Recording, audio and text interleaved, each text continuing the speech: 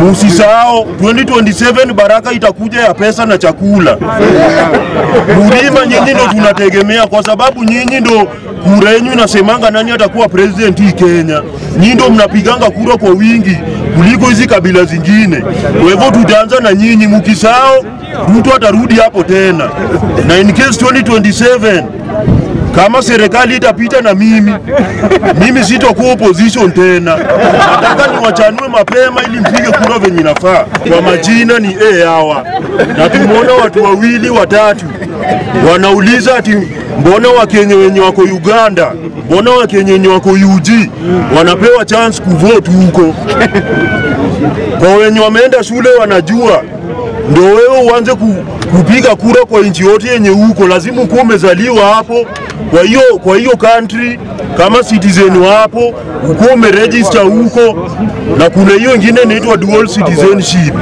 Hiyo sita explain tu, nimesahau. So hao Wakenya wenye wanapiga kura Uganda, hiyo iko sawa. Bora tu wako waliregister kama wakaji wa Uganda ama wenye walizaliwa Uganda, hiyo iko sawa. Hata mzungu akikuja hapa Kenya na register kama Mkenya, umepewa chance ya kuvote. Kwa hivyo nimewakoreti, msiulize mbona nani anapiga kura huku na huku si nchi yake. Nishawaelezea. Ya pili naingia kwa hiyo KKK, Kikuyu, Kalenjin, Kamba. Hao wote ni wa Kenya. Wako na uhuru ya kupigia kiongozi yoyote ambaye wanaona anafaa. So far sasa hii Kenya penye tumefika kuna mtu ajui ni kubaya kila mahali. Kenya imeungua na kila mtu anaumia, wenye wana benefit ni wachache. Na hao wachache ni wanasiasa peke yao. Kweli kabisa. So hii maneno ya KKK, hiyo muache hiyo maneno juu kila mtu atapiga kura. Kila mtu amezaliwa, wenye wako Kenya wamezaliwa Kenya. Na kama wewe ni Mkenya na umezaliwa Kenya, uko na uhuru wa kupiga kura.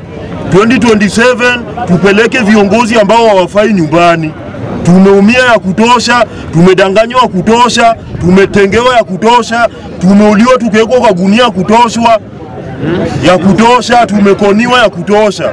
Kwa hivyo wa Kenya musisao 2027 baraka itakuja ya pesa na chakula. Mlima nyinyi ndo tunategemea, kwa sababu nyinyi ndo kura yenu inasemanga nani atakuwa president hii Kenya.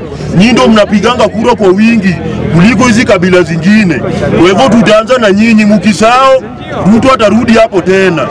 Na in case 2027 kama serikali itapita na mimi sitakuwa opposition tena. Nataka niwachanue mapema ili mpige kura venye inafaa. 2027 hawa atakuwa opposition. Asanteni.